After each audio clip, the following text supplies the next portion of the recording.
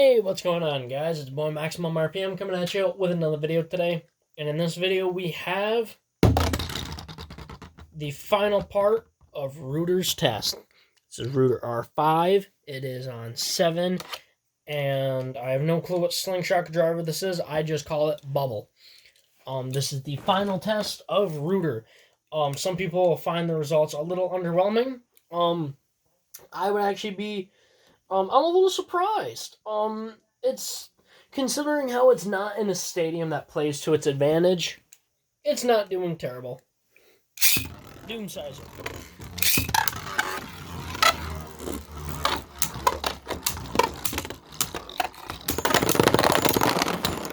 It's not doing terrible. The main reason that it's lost has been due to ring out finishes, and the reason that it's been doing that is because it doesn't get a whole lot of traction in the stadium, so it can get knocked out fairly easily. Vice Leopard.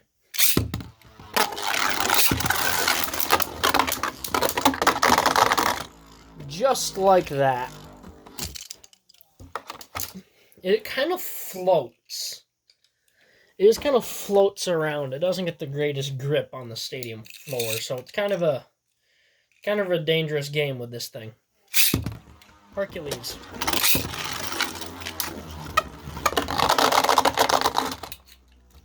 Yeah, we're not counting that.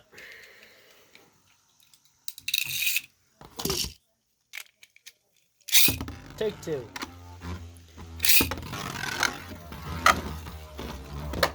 Ooh! We got some wicked good hits.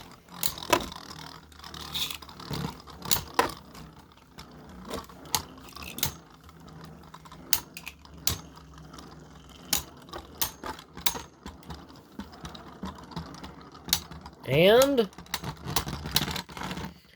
Hercules takes it. Next up is Mad Minoboros Oval Needle Slingshot.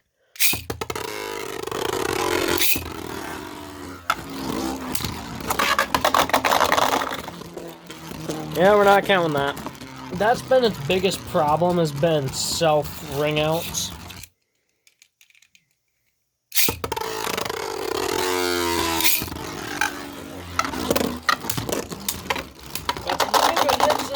There's that loss of traction.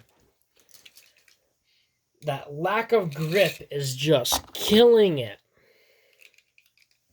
It doesn't get any grip on the stadium floor, so it kind of fails sometimes. Kerbeus Wing Revolve. Got some real good hits.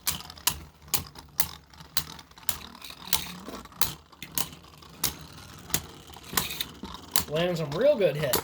And there's the burst finish. Not bad. Alright, now we have Surtur Spread Quake.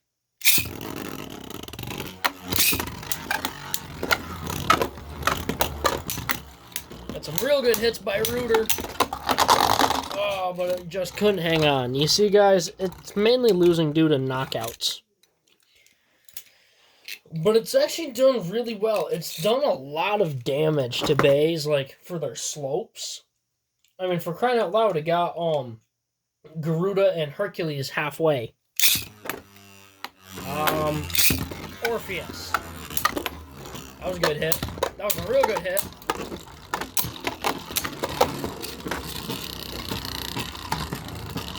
Router's really getting really good smash attacks.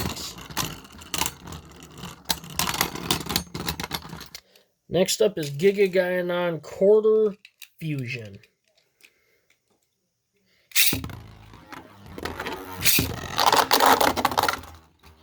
That was stupid. We are not counting that at all. Down the launcher. Take two.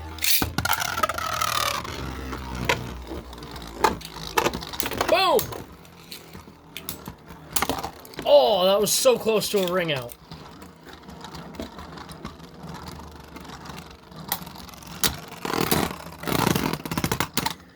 Wow. A little surprised at that one, because G2 is really hard to beat.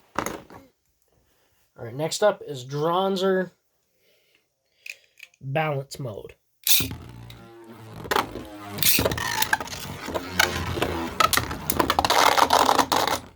Swing and a miss. I am going to count that because it did make an attempt at an attack and it just missed. Next up is, okay, this is the final Beyblade. This is Drasil. Let's see what Rooter can do. So land some pretty darn good hits.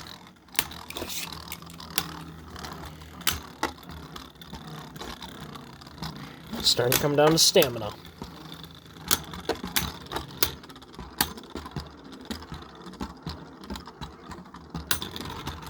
And it goes to Rooter. Alright, guys, let's check and see how it did. It was outspun and knocked out by 34 Beyblades, but it was never burst, so that was pretty good.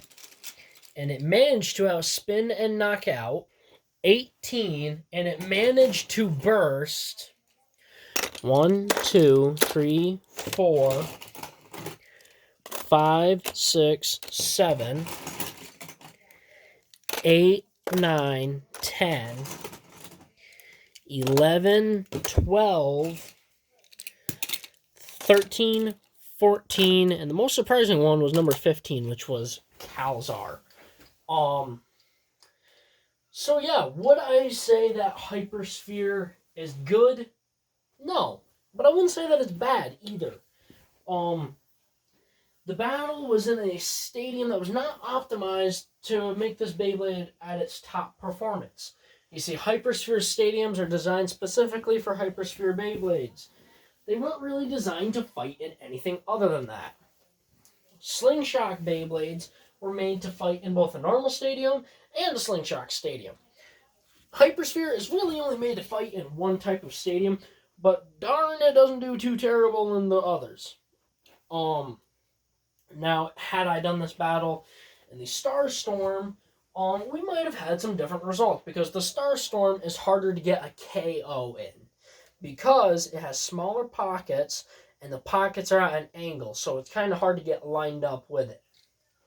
In this stadium, it's a little easier to get knocked out. But at the end of the day, Rooter didn't do too bad.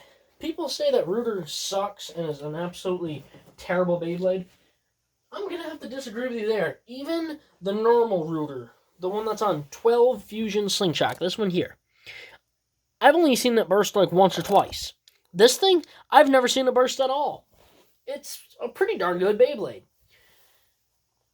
It's got good attack, and for balance type, it does focus more on attack, but its defensive skills, they're not the greatest, but it definitely has some defensive capabilities.